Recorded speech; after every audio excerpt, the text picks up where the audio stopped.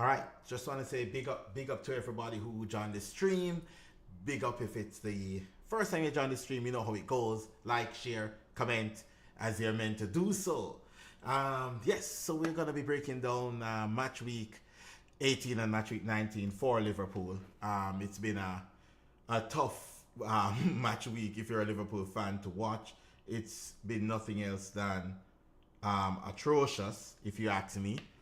It's been atrocious. It's been a really a tough one to watch in the last couple of weeks. But you know what? Here we are, and we're just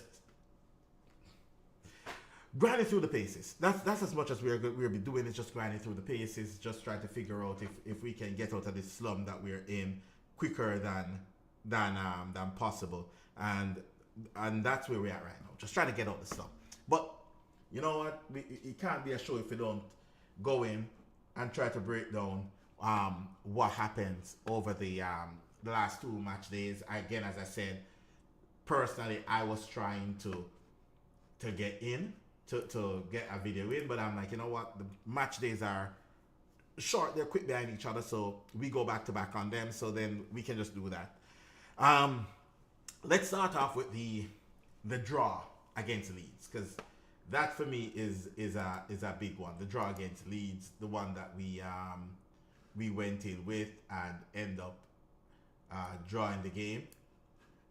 Yeah, that one is the one right now that is really a problem. That draw against Leeds. Sorry, just trying to adjust my background. Shouldn't be doing that right now, but yeah, the draw against Leeds, like there's a lack of clinical edge in that game. A high lack of clinical edge in the game against Leeds. The one that we played, we finished on that one 0-0, right? Like we had like 69% of the ball, like a whole 69%. We do create. We did create an XG of 1.96. No, I'm not an XG person, but just to show that we did create chances. We did create that amount of XG, meaning that we should be able to score a goal. However, lack of clinical edge at Anfield, we ended up with a 0-0 draw in that game. Right? There was so much like play, so much that happened this season where we just failed to just finish teams off. Like we're going into the last minute of games either leading 1-0 or searching for a goal to come back in the game, when that should have been done, taken care of, and all wrapped up from pretty much early. We should have had all of this wrapped up. But here we are, like right in the dying embers of the game, trying to figure it out. And that for me should not be the case for me right now. We should be ready. We should have the game all sewn up, everything. This is something that's been happening all season. Again, been on the manager's case. Can't go over that anymore. With the XG that was produced, I would say that whatever the manager could have done, did. However, we were not able to finish off those chances. Whatever the reason is, that's the other reason. Now, the other game that we look at, it's the Fulham game. And the Fulham game shows a different side. It shows the vulnerabilities in the defense, where, again, we did create chances. We should have put that game to bed. However, the 9 minutes of the game, we're out here trying to hang on to a lead. Literally trying to hang on to a lead. Shouldn't be the case. We should have put that game to bed like a lot earlier than what it is. That game should be put to bed. But here we are, scoring in the last minute, which you would think that would be the winner. Last minute in the game, a goal like that Cody Gakpo score, guarantee that's a winner. You put that out, everybody would say, yes, game is done. Man taking off shirt, wheeling it around, game is done. Coach the coach makes a defensive change. Understandable. You make a defensive change. However, You cannot turn around and give Fulham the ball still with that amount of time left in the game. The first thing we should have done, we should have made sure that we get that ball back, keep the ball. Once we have the ball, simple means Fulham cannot. They can't score. If we have the ball, they can't score. That means that they have to try to get back the ball. And that's kind of some of the things that's lacking from the team, both defensively and offensively. Is that we will control the ball for most of the game. But as soon as it hits past that 90-minute mark where we need to control the ball more, no, we need to hold on to the game. That's the time that the team is just playing like crap, just giving the ball to the other team and then trying to pack the box. Right? And even when we pack the box, we're still conceding goals from set piece. So it's like, just keep the ball. And if you find that you can't keep less than 2 goals in, go score 3-4. That's it. Outscore the other team. But yeah, this is where we're at right now. With the whole defensive thing. And it looks like we're scared. We see it against Leeds. We look really scared. For a title defensive team, a team that's defending the title, yeah, we look really scared. We look scared that in the fact that at any moment we feel like we don't have the confidence of winning the game, and that shouldn't be the case. Again, we're coming off winning a league title, right? That's what we're coming off of. So we should be going out there. We should be pushing. We should be winning these games, and these are not tough opposition to play against. We're talking about Leeds and Fulham here. It's nothing crazy. Get out there, dominate the game like you spent 450 million. Why are we looking like we went through one of those Jurgen Klopp summers where we barely spend any money and the team is going through an injury crisis and we have to figure our way through this? Again, everybody know the stance. Everybody know where 90% of Liverpool fan base is when it comes down to the manager. This is nothing new. I don't even have to go there. Everybody know it. He can march through the door. However, the people in charge does not want to push him out through the door right now. For whatever reason they don't want to do that, that's on them. But every fan knows that's where 98% of the fan base is for him to leave. Well, I would say 90% of the online fan base, a lot of the fan base, what you can read that's local, still back in the manager, still believe he can turn it around. Again, if he turns it around, put my hand up and said, well, you turned it around. However, it does not look like that's the case of turning it around. Results are there. Did we stop losing? Yes, we stopped losing. However, we are not beating the teams that we are supposed to beat. And that's just the biggest problem, is that these teams are teams that we're supposed to beat. These are the easy 3 points going into the season. And then if you're not picking up on those 3 points, that's when the problem starts to kick in more and more. The other thing is, like, we can't even talk about, like, the excuse. There's no excuse. There's no excuse to say that players are in AFCON. Look, we have lost players because players are AFCON, blah, blah, blah, blah, blah. The one player that's at AFCON, really and truly, we were all saying that he needs to go on the bench because he has been underperforming. Right? That's it. That's one of the thing with the whole Mo Salah thing. It's like, okay, then he was on the bench. We were asking for him to be on the bench due to the fact that, again, underperformance. No, we have Salah in the team, and even though I agree, we have to move away from playing through Mo Salah right now, because again, we spend the money. We spend the money to move away from playing through Mo Salah. So with us spending the money to move away from playing around Mo Salah, we have to build the team around Wirtz or Ekitike or Isak. One of them. We have to build a team around somebody else, or build a system where we know that it will work for these players. Problem is, there is none.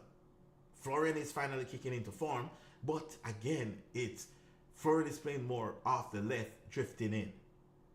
Ekitike looks good. Okay, that's another thing again. Okay, yeah, Ekitike looks good. He's coming into his own. Nice. The problem still remains. Same problem we had at the start of the season.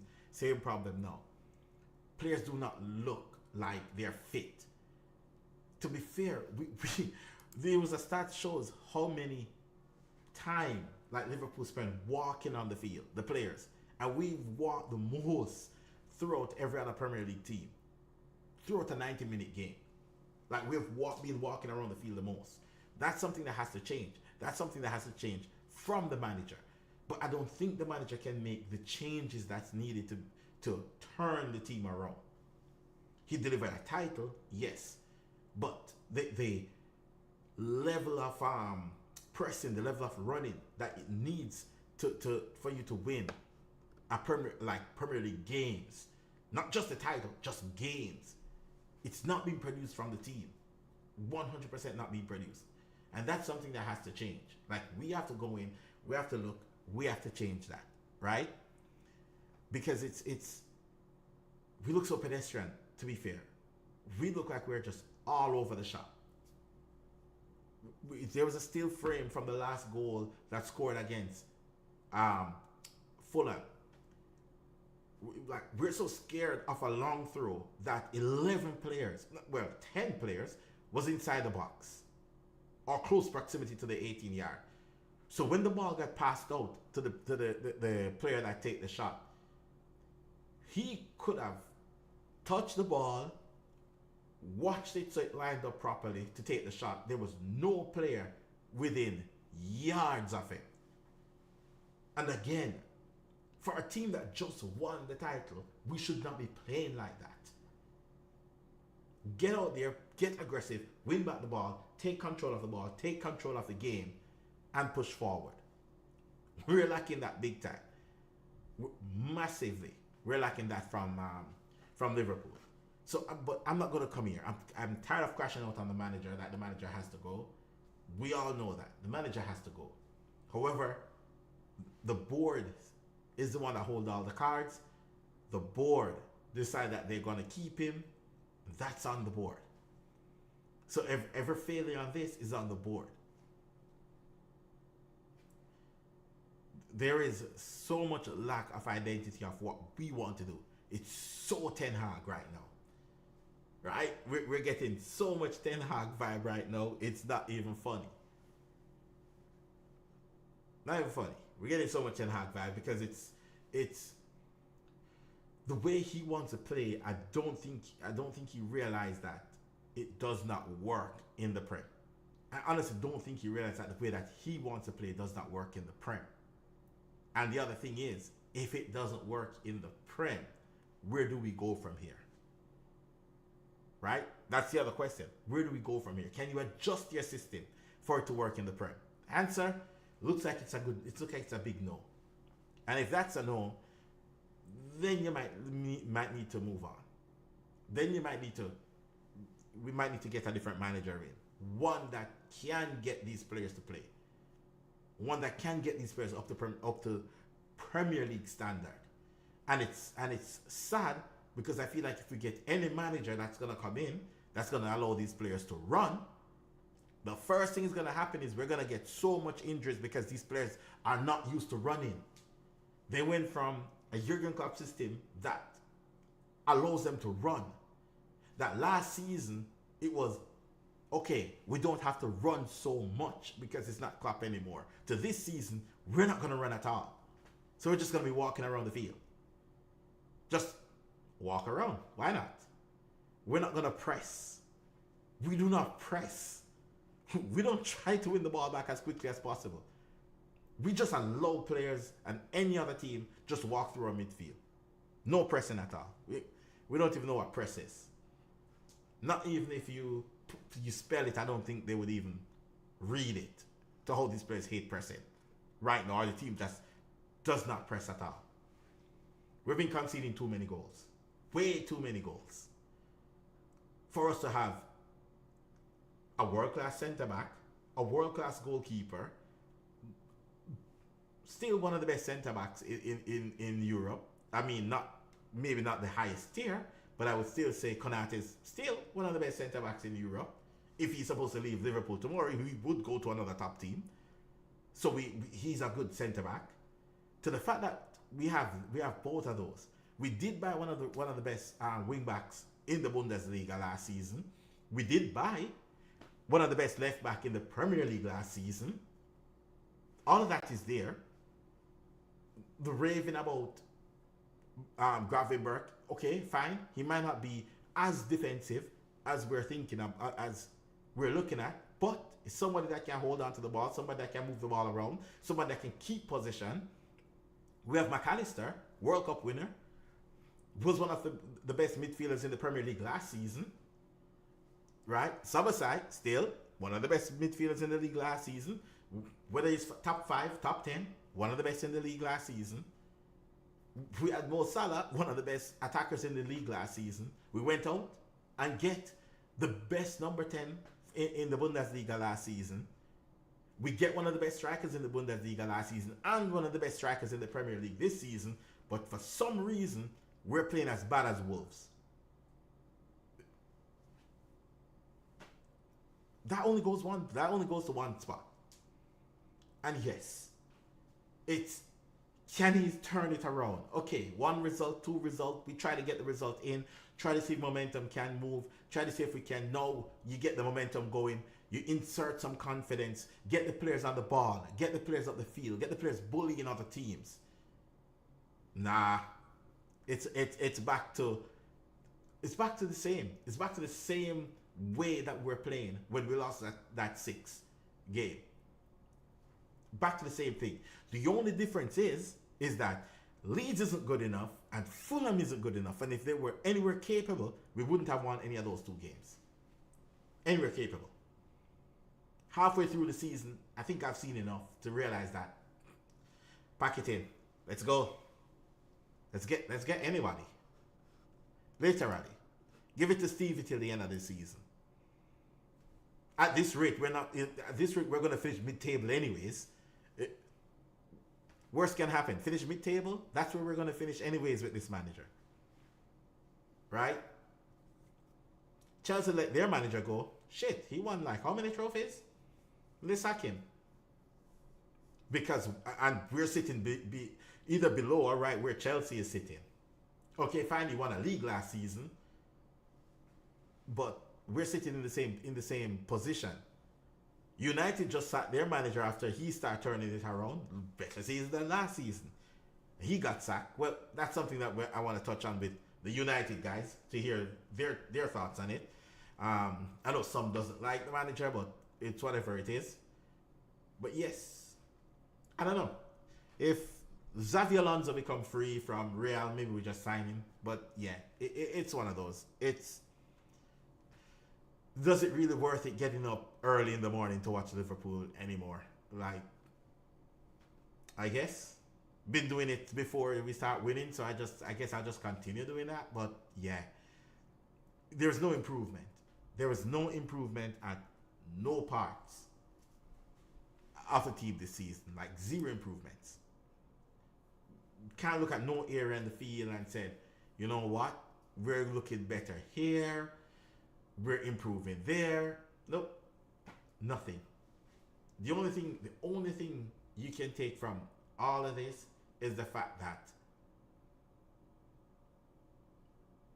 there are so many teams worse than us that we're still in touching distance of top 4. That's it. It's just that there's so many teams worse. That makes us in touching distance of top 4. Because if it was any other proper season where the competition was there, we wouldn't be anywhere close by. The fact that Chelsea sacked their manager, right, because he's in a top 4 race, and that's it. We're 3 points above Chelsea. This man have us 8 points behind Aston Villa. 8 points behind Villa. Match week 20. 8 points behind Villa. Match week 20. 14 points behind the league leaders, Arsenal. Yeah, just pack it up. Just get rid of him. Give it to an intern. Let's figure it out. Was hoping he could turn it around. I guess we all were. Even some of the ones that was like, okay, he needs to go. But if you could turn it around and make something of the season, then sure. But I'll tell you what will happen though. The next round of Champions League games, because I think where are we in the Champions League? I think we have qualified for the Champions League. Let me just pull that up quickly, the table. All right, so we have 2 more games left in the Champions League group stages, and we're on 12 points. So it's kind of difficult not to make the next round, whether by the playoffs, whether by anything. He'll make it to the next round, but we're gonna get spanked again. The first round of the Champions League, and that is when they're gonna fire him. Right when we miss out at that point. That is when they're gonna pull the trigger on him and let him go. And at that point in time, the only thing that we were left for us to play for is gonna be through the door. At that point, we have nothing left to play for, and that's the time that they're gonna pull the trigger on him and say, "Enough is enough. You have to go." When it's too late by that time. You pull the trigger now. The window is still open. And again, he only got a 3-year contract, because I think that's the only thing they gave him at Liverpool. I think he only, let me just double check that. I think he only got a 3-year contract. Yeah, a 3-year contract in 2024. So a season and a half sacking him, not going to be that much of a payout. Pull the trigger. Let's go. Let's hopefully we can get something to cheer about. I mean, a new manager comes in, at least we might get a new manager bounce. That maybe could take us to a Champions League. The players are there, and I think a lot of the players are losing confidence in the manager. And that's what I'm my thoughts behind it. Is that a lot of players are losing faith in this manager. And again, tons of supporters is calling for him to go. For me, I just been like, you know what? I said it already from early in the season. Needs to go. The board comes out and said, oh, they're backing him, blah, blah, blah, blah. I'm like, you know what? I'm not going to continuously say he has to go over and over and over and over again, because again, ain't going to stress myself out over this, right? It's just football at the end of the day, I guess. But we spend a lot of money to watch it, though. That's the thing. And it was great. For me, holiday was great. Get to take my mind off of the dross that was happening at Liverpool. Hooray to me. Get to go to LA. Get to go to Seattle. Christmas time. Enjoy some parties. That was good. No, that's all over. It's back to life, back to reality. You come in and you put it, you're trying to enjoy the rest of your holidays, and then you see that shit that was produced against Leeds, and then you're like, okay, then make amends for it against Fulham. Another crap against Fulham again.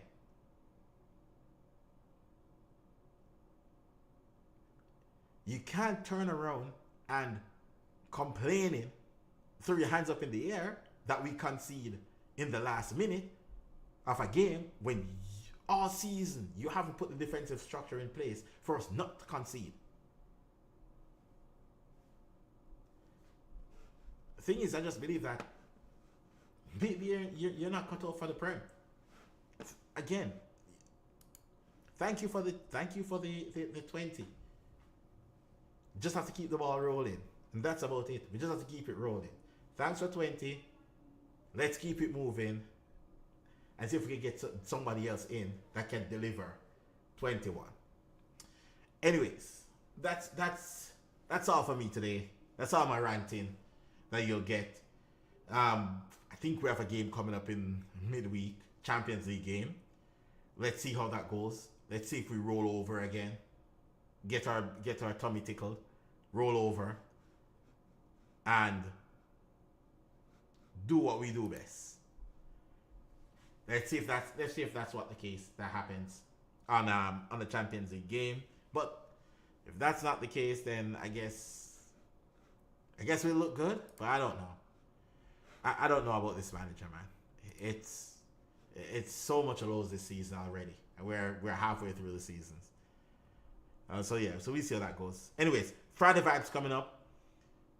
We'll be talking about the sacking of Amorim. We'll be talking about the sacking of Enzo Maresca, who Manchester United gets next, and all that kind of stuff. Look forward to that on Friday. Hopefully I can get some Man U fans in here to talk about that. Sorry, don't know any Chelsea fans that willing to come on to talk about the whole Maresca situation. And you'll hear me talking about the Arne Slot situation. So should be a good show for Friday. All right? Peace, and catch you on the other one.